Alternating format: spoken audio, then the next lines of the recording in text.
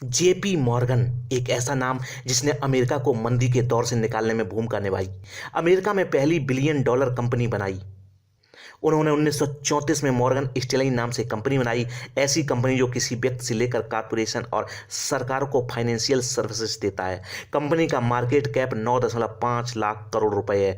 फिलहाल कंपनी नए सीईओ नियुक्त करने को लेकर चर्चा में है। 14 साल बाद कंपनी ने अपना सीईओ बदला है और टेड पिक को कमान सौंपी है। नमस्कार दोस्तों, मैं हूं अरुण। आपका स्वागत है हमारे चैनल सफलता की राह में एक बार फिर।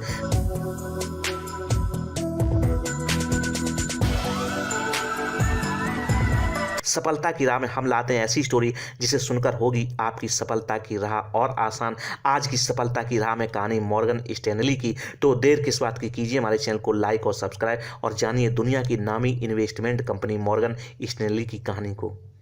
दोस्तों, जेपी मॉर्गन की पैदाइश 1837 में अमेरिका के कनेक्टिकट में हुई। उनके पिता जूनियर स्पेंसर मॉर्गन एक अमीर बैंकर थे। उन्होंने जेपी की परवरिश में किसी चीज़ की कमी नहीं की, हर सुख सुविधा का ख्याल रखा, उन्हें शहर के सबसे बेस्ट स्कूल में पढ़ाया। हालांकि इन सारे सुख सुविधाओं के बावजूद जेपी की जिंदगी खुशनुमा नहीं थी। दरअसल वे बचपन में अक्सर बीमार रहते थे। उन्हें माइग्रेन के साथ ही मिर्गी, स्कारलेट फीवर और खांसी रहती थी। वे अपनी उम्र के बच्चों के साथ उनकी तरह खेल कूद नहीं पाते। ऐसे में घर में रहकर वे फाइनेंशियल किताबें और रिपोर्ट्स पढ़ा करते थे। उनसे जुड़ा एक वाकया भी है। एक बार लंबे समय तक जेपी का फीवर नहीं उतर रहा था। उन्होंने कई डॉक्टरों से ट्रीटमेंट कराया, फिर फीवर नहीं उतरा। इसके बाद उनके पिता को किसी ने बताया कि आप बेटे को लेकर अटलांटिक सागर में अजोर आइलैंड पर जाइए, वहाँ की हवा और वातावरण फीवर को ठीक कर देता है। जेपी के पिता ने ऐसा ही किया। वे करीब 1 साल तक अकेले अटलांटिक सागर के एक आइलैंड पर रहे। जब ठीक हुए तब फिर वापस लौटकर अपनी पढ़ाई पूरी की। तब वे महज 19 साल के थे। इतनी कम उम्र में ही उन्होंने बॉस्टन, स्विट्जरलैंड और जर्मनी में पढ़ाई कर ली थी। दोस्तों, जेपी के पिता इन्फ्लुएंशियल पर्सनैलिटी थे। इस वजह से जेपी को कम उम्र में ही वॉल स्ट्रीट में नौकरी मिल गई। अमेरिका में वॉल स्ट्रीट फाइनेंशियल हब के रूप में जाना जाता है। जेपी को पिता के ही फर्म में फाइनेंशियल रिपोर्ट्स और अमेरिका में पॉलिटिकल हलचल के बारे में लिखने का काम मिला। उन्होंने ये जिम्मेदारियां बखूबी निभाई। इसके बावजूद उनके पिता को लगता था कि जेपी गुस्से वाले हैं और वे कभी सफल फाइनेंसर नहीं बन पाएंगे। दोस्तों, 1859 की बात है। जेपी न्यू ऑरलिन्स के ट्रिप पर गए थे। वहाँ उन्हें एक शिप का कैप्टन मिला। कैप्टन ने बताया कि उसके पास बहुत सारी कॉफ़ी है, उसे समझ नहीं आ रहा कि कहाँ बेचे। तब जेपी ने कंपनी के पैसों से सस्ते दाम पर ही ब्राज़ीलियन कॉफ़ी खरीद लिया। जेपी ने बाद में इसे मुनाफे पर बेचा, लेकिन पिता के बैंकिंग हाउस के सीनियर मेंबर इससे खुश नहीं थे। इसमें उनके पिता भी थे। यहीं से जेपी और उनके पिता के रास्ते अलग हो गए। जेपी ने खुद की कंपनी बनाई। 1871 में उन्होंने अमेरिका के लीडिंग फाइनेंसर और बैंकर एंथनी ड्रेक्सेल के साथ मिलकर ये कंपनी शुरू की। नाम रखा ड्रेक्सेल एंड मॉर्गन को प्राइवेट मर्चेंट बैंकिंग हाउस। 1895 में उन्होंने इसका नाम बदलकर रख दिया जेपी मॉर्गन एंड को। दोस्तों, 1933 में अमेरिका ने ग्लास स्टीगल नाम से एक कानून पास किया। इसमें कमर्शियल और इन्वेस्टमेंट बैंकिंग को अलग कर दिया गया। यानी जिन बैंकों में आम लोगों का पैसा जमा होता रहा, वो बैंक अब शेयर मार्केट में इन्वेस्ट नहीं कर सकते। इसका वजह था 1930 में आया ग्रेट डिप्रेशन। इससे पहले तक बैंक लोगों के पास जमा को स्टॉक मार्केट में इन्वेस्ट कर मुनाफा कमा सकते थे, लेकिन 1930 में शेयर्स के दाम नीचे गिरे और बैंकों के पैसे भी डूब गए।